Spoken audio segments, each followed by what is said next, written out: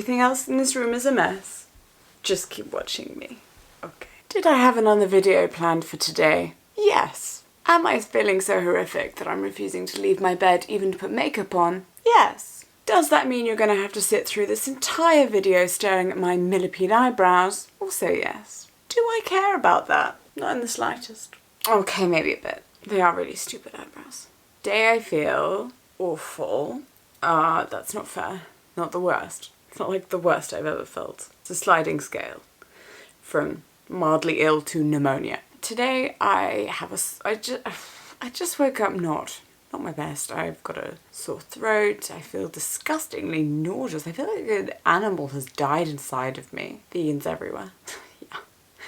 No, I just feel like inside, you know, can I explain?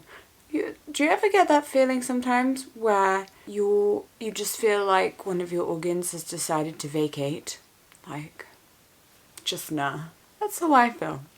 And I just pounding brain and I feel like all my bones are grinding on each other. So for me, being ill, which is the kind of funny term because obviously my normal is technically ill, but I still call feeling worse being ill. Basically, I have two types of a kind of a bad day in bed. And it's either that my body is like, nah, I've given up. But my brain still works, or it's that my everything has given up. And I thought that today was a day when my body was bad, but my mind was good. So I could still work from a laptop and like edit and stuff. But now I'm trying to film this video and I'm realizing maybe my brain is not doing so well. And luckily, thanks to all of you, I have a job that is very flexible and I can do it from my bed. And I'm sort of my own boss. I'm not, really. You're my boss. I guess I'm my own line manager. Sorry, my top keeps falling down. This is an original 1950s nightdress, okay? It doesn't like to stay on me. It recognizes I was born too late. So yeah, since my job involves raising awareness of disabilities and chronic illness, I don't need to worry too much on the days that I feel awful because, I mean, other than not being able to make videos, which means that I can't then make money, but the job that I have is about raising awareness of the not doing well. So the not doing well doesn't have to make it bad. I keep seeing this thing at the corner of my eye and assuming that it's Clara standing right there, and it's not. It's just my coat, which Clara would never wear, so weird choice. Is this filming? It was filming. But I have had a Lemsip, by the way. Maybe I need another Lemsip. I should have another. I'm gonna message Clara. I've definitely run out of my Lemsip. Train of thought. So why do I keep working when I feel terrible? Like, when I feel really bad, why do I keep going? So, I was given an honorary PhD last year. Don't worry, there's going somewhere. It's not just me bragging. It's a little bit me bragging. So, I was awarded the PhD by Worcester University, good university, for my services to awareness raising of disabilities and chronic illness, being an advocate and activist thing. And it would be dishonest of me if I didn't show you what everything looked like. Which is not to say that the happy, hey, let's skip through a field or have excessive fun on a tricycle is not me, because I just changeable, and things come with a balancing dollop of can do good stuff, can only stay in bed. Wow.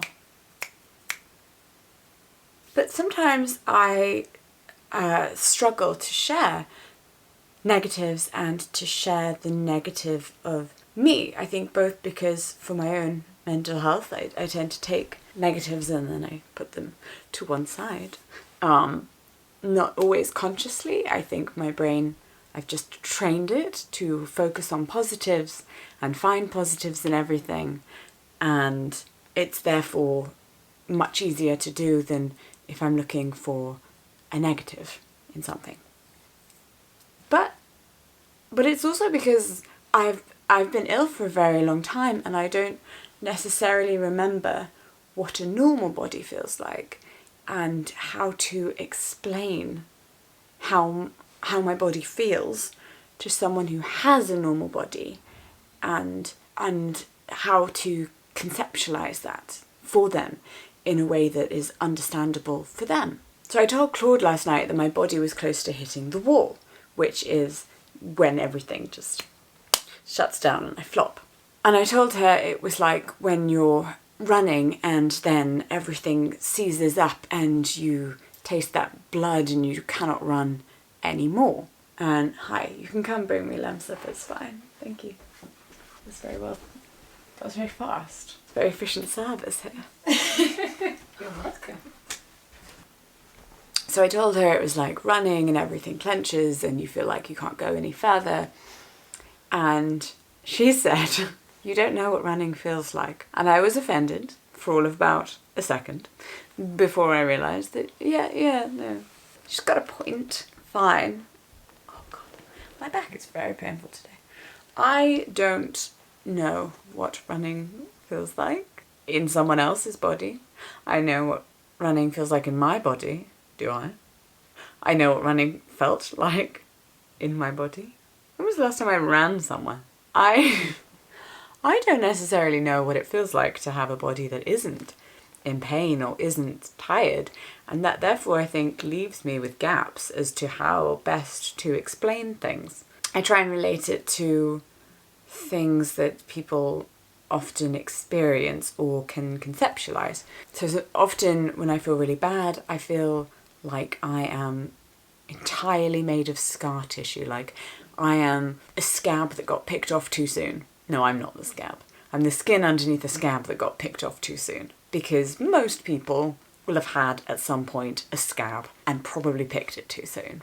I feel like I should maybe have put in some kind of a warning about there being a scab reference. We'll do that. We'll go back. It's fine. It's fine. Or I try to relate it to trigger warning, vomiting. That feeling that you get before you vomit, because most people will have at some point been ill or got too drunk, or why else would you be sick? I don't know. They would have been sick. Most people have been sick, right? Even if it was just when you were a kid. And you remember that feeling right before, you're like, oh God, it's happening. Whoa. And you can't control your body from doing something. And it's often a very brief feeling, but for ill people, it's a similar feeling. It just lasts for longer. I feel like my head is made of cotton wool, and I don't know that I'm explaining properly. And also this lamb sip's really hot, but I really want to drink it. Someone told me the other day that they knew an author who said that the driving factor in all of his books was lamb sip. And having a lamb sip every morning made him a great writer. I feel that. I want to make more writing content on my channel, yet I am unclear as to how. What would that look like? It can't be very fascinating. It would just be me, like, I don't know. Watching me write probably isn't very fun. Although, I could do a live stream, because that would encourage me to continue writing, because I'll have to sit there with all of you watching me. And you could do something at the same time, like your homework, for instance. And then every time I hit another page, we'll have a little celebration together. Would that work? Would that be a live stream that anyone would like to see? Let's try that and see what happens. That's not what this video is about.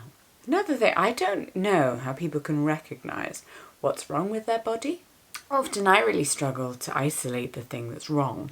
Is it my heart? Is it my stomach? Is it my intercostal muscles that feels particularly weird? Yesterday I had this feeling that was like, it was here, so that's where my heart is. So I guess it was my heart. And it was like, is it beating too fast? Is it beating too slow? I just can't tell. But weird. And granted, having difficulty getting feedback from your body is part of my nervous condition. So, nervous condition makes it sound like I'm nervous. My nerve condition, my nerves, the things that feel stuff in your body. Yes. So it's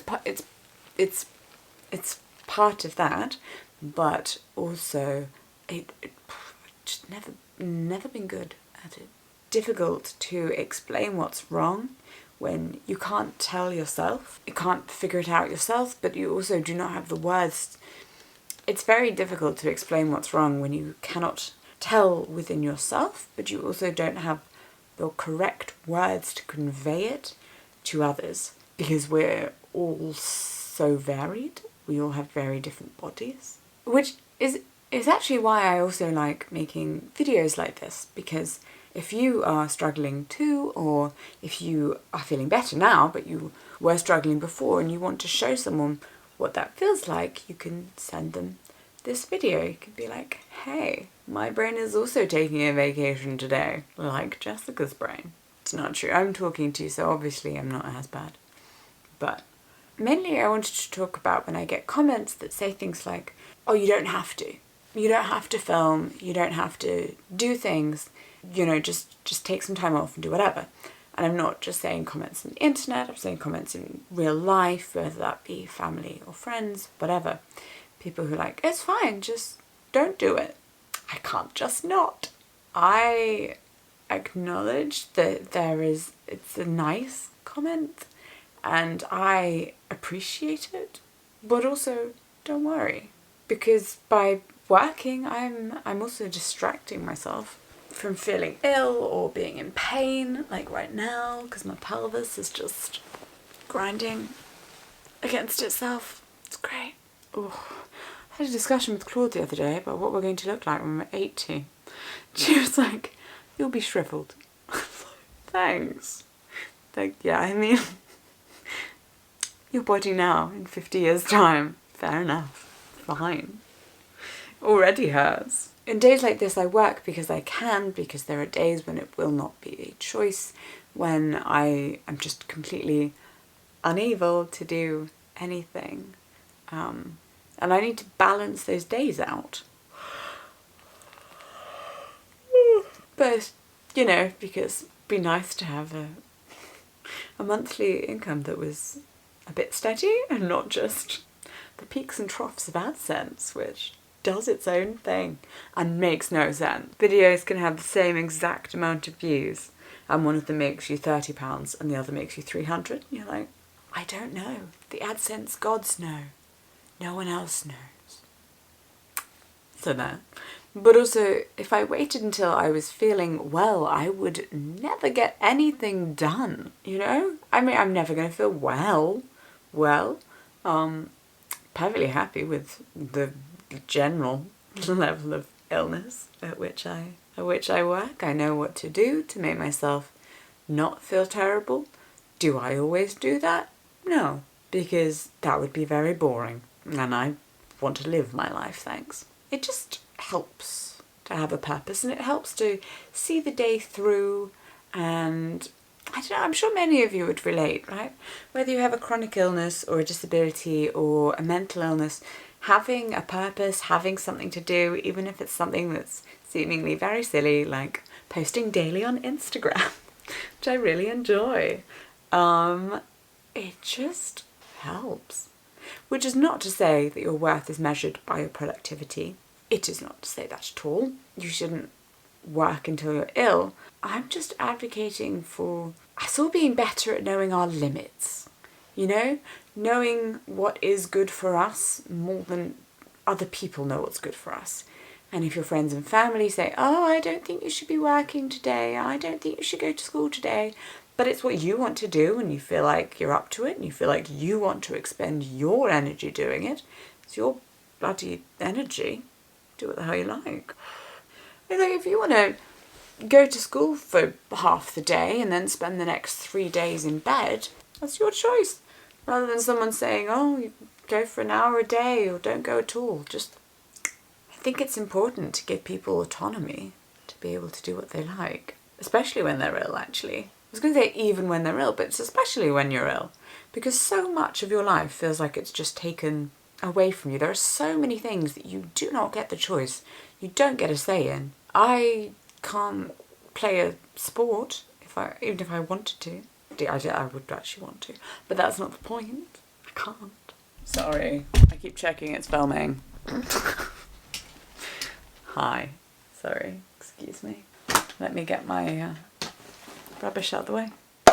That wasn't me. Tilly's gone off in a huff. I offended her. Basically, if you can't, or you don't want to do something, fine, don't. But if you really want to, I should just let you. I had to talk some people into letting me film today. I'm just saying. Everyone in my life's always like, just lie in bed and play The Sims, and I'm like, that is a privilege that I allow myself when I'm really, really ill. If I don't have a distinction between general illness and really ill, what the hell is my life coming to? Falling into an abyss. That was very dark. But basically, today, my body is bad. I'm dealing with a lot of pain, and I think that's just what's cotton wooling my mind. It's not that I'm mentally exhausted or mentally tired. So I'm going to do things.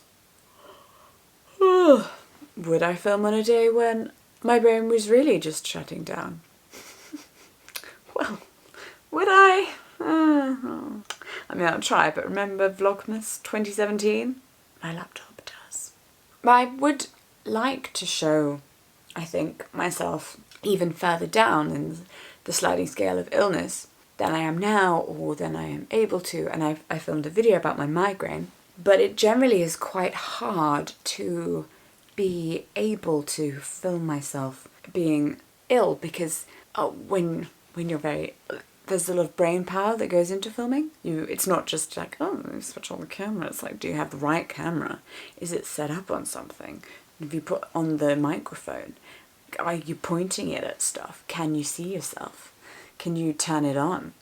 Sometimes I've tried in the past to film not feeling good, and I've gone the whole way through and then realized that I didn't like put in a battery or have the SD card in or didn't even press record. Just stuff like that. And I think I would have to have someone else to do it, and then there's that kind of exploitative element to that. You know, it's pretty bad to have someone pointing a camera at me when they're meant to be helping me. But anyway, if you need to see proof of someone's illness, what's the motivation there? That's not what I'm saying. What was it? It just, you know, maybe... But the people I have in my life who can hold a camera, like Clara and Claudia, are my wife and my carer, so it would be very weird if they were pointing a camera at me when they're meant to be helping me. Am I saying I'd never do it at some point in the future if I was working with a production crew to show what life is really like when you're very ill? I would definitely have them do it, for sure. It would be, sure, helpful and useful to people, and something that I would like to see. Is that weird? No, well, I'd like to see someone going through stuff like that because it makes you feel less alone, doesn't it? And that's how I hope this video has made you feel. Like maybe you also spend days in bed ruminating on stuff and trying to do work, although you only do like 20 minutes worth of work in the whole day because your brain is so slow. Don't know. Relating. Yeah, I think that's the end of this video. I should drink this lemon sip now. I'm going to see you tomorrow and I'll be doing better.